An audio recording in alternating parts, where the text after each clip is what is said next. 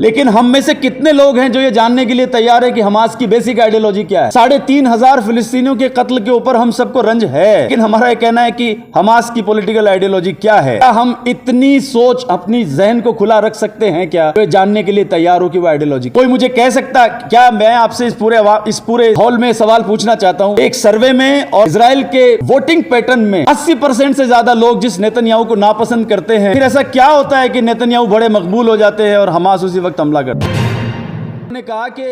उन्होंने जो सिस्टम में जिस चीज को इंस्टॉल किया वही था कि हमें हिंदुस्तान जैसी कोई जमहूरियत चाहिए ताकि हमारी तरक्की साबित हो सके। और इसका फायदा ये मिला बांग्लादेशी अवाम को कि आज वो बहुत तेजी के साथ तरक्की करने वाला एक मुल्क है। बांग्लादेश हर साल एक बहुत खतरनाक तूफान से जूझता है।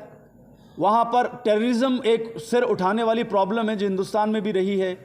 लेकिन मैं सलाम करता हूँ बंगाली इस कम्युनिटी की कि जिन्होंने अपनी तरक्की, अपना रास्ता, अपनी सकाफ़त, अपनी ज़बान के बूत।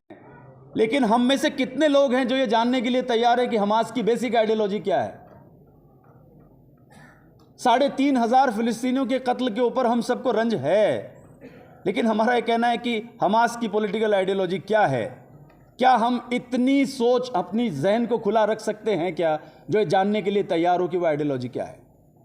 कोई मुझे कह सकता क्या? मैं आपसे इस पूरे हॉल में सवाल पूछना चाहता हूं कि एक सर्वे में और इजराइल के वोटिंग पैटर्न में 80% से ज़्यादा लोग जिस नेतन्याहू को नापसंद करते हैं, फिर ऐसा क्या होता है कि नेतन्याहू बड़े मकबूल हो जाते हैं और हमास उसी वक्त हमला करता है। ये समझने की बातें हैं। सियासत आपको उस वक्त कभी समझ में नहीं आएगी जब सियासत में आप जज्बात मिलाएंगे। ये बिल जैसे दूध और दही की बात नहीं बनती है और आखिर में दही दूध को दही बना देता है, ये बिल्कुल वैसा ही है। इसलिए मैं ज़्यादा उस पर तबसरा नहीं करना चाहता, लेकिन मैं हिंदुस्तानी मुसलमानों से ज़रूर कहूँगा कि आप बांग्लादेश की ग्रोथ स्टोरी के बारे में, उसकी तरक्की के बारे में ज़्यादा से ज़्यादा पढ़ने की कोशिश करें। एक ऐसा मुल्क जिसकी तकरीबन सारी हुदूद हिंदुस्तान से मिलती है, थोड़ी सी म्यांमार से मिलती है, उस कंट्री ने क्या मेहनत की होगी कि उसकी ग्रोथ रेट 8% है। हिंदुस्तान के आसपास या हिंदुस्तान से ज़्यादा पर कैपिटा इनकम में वो ऊपर है। आज बांग्लादेश में हिंदुस्तानी नौकरी करने के लिए जा रहे हैं। ये वो बातें हैं जिसमें मैं चूंकि प्रोफेसर हूं और आपसे वो बातें ज़्यादा करूंगा जो दुनिया की है बेशक, लेकिन मैं आपसे कहूंगा क्योंकि शेख हसीना जी की पॉलिटिक्स के बारे में जितना मैंने पढ़ा है उतना मैं फ़ख्रिया कह सकता हूं कि उन्होंने अपने कंट्री में इस्लाम को रिजेक्ट नहीं किया, लेकिन इस्लाम में उन्होंने जितनी इस्लाम की खूबसूरतियां उठाई वो सारी की सारी मैं फ़ख्रिया कहता हूं कि वह अहले सुन्नत और सूफीज़म से उठाई है। और इससे उनको फ़ायदा ये मिला कि उनका मुल्क न सिर्फ तरक्की के रास्ते पे है बल्कि हिंदुस्तान के साथ बहुत अच्छे ताल्लुकात हैं। आज एक दुनिया में मुल्क ऐसा नहीं है जो बांग्लादेश के साथ ताल्लुक नहीं बनाना चाहता।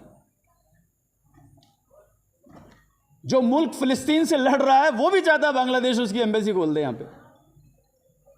ये कह सकते हैं हम कि ये एक बड़ा सब्जेक्ट है, लेकिन जिस पे हमें हमारी फिक्र को बढ़ाना होगा कि उन्होंने यानी शेख हसीना जी ने क्या पॉलिटिकल चीज़ों में इस्लाम की बेसिक बातों को शुमार किया, किन कट्टर बातों से वहाबिज़म को उन्होंने रिजेक्ट किया। मुस्लिम ब्रदरहुड जमात इस्लामी बांग्लादेश की को उन्होंने जिस तरह से कंट्रोल किया है उसके बाद मुल्क में तरक्की आई है। मैं ये ओपनली ये बात कहता हूं क्योंकि ऐसा किए बिना बांग्लादेश तरक्की के रास्ते पर चल नहीं सकता था। और ऐसा भी नहीं है कि ये दुनिया में सिर्फ यही 2 जमातें हैं जिनके पास में इस्लाम का रिप्रेजेंटेशन का पूरा ठेका हो, ऐसा भी नहीं है। अगर ऐसा है तो फिर जिन मज़ारों पे, जिन आस्थानों के ऊपर हम जाते हैं तो फिर वो कहाँ के सुल्तान हैं? असल सुल्तानी तो उन्हीं की है। इसलिए ये समझने की बात है और मैं मुबारकबाद देता हूँ तंजीम उलमा इस्लाम को और इंडो इस्लामिक हेरिटेज सेंटर को कि उन्होंने इस बात पे फिक्र की कि बांग्लादेश के ऊपर भी चर्चा की जाए, क्योंकि बांग्लादेश को बहुत लो प्रोफाइल माना जाता है। मैं आप सबसे रिक्वेस्ट करता हूं कि हम अपने बांग्लादेश के ऊपर अपने नॉलेज को बढ़ाएं, क्योंकि वो जिसको अंग्रेजी में कहते हैं रेगिस्तान में नखलिस्तान, उसका काम किया है। और आज चीन उसके साथ कारोबार करने के लिए परेशान है।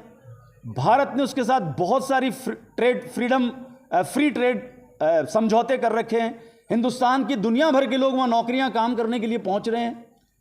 और रीजनल सिक्योरिटी में, यानी हिंदुस्तान का जो पूर्वी इलाका है, उसमें बांग्लादेश ने भारत की जो मदद की है, मैं इसके लिए भी बांग्लादेश का बहुत शुक्रगुजार हूं। लाइकवाइज बांग्लादेश भी भारत का शुक्रगुजार है। और हम ये मान लें कि दुनिया में किसी भी इंसानियत की, सिर्फ मुसलमान की बात क्यों करें, तरक्की सिर्फ अमन के साथ आती है।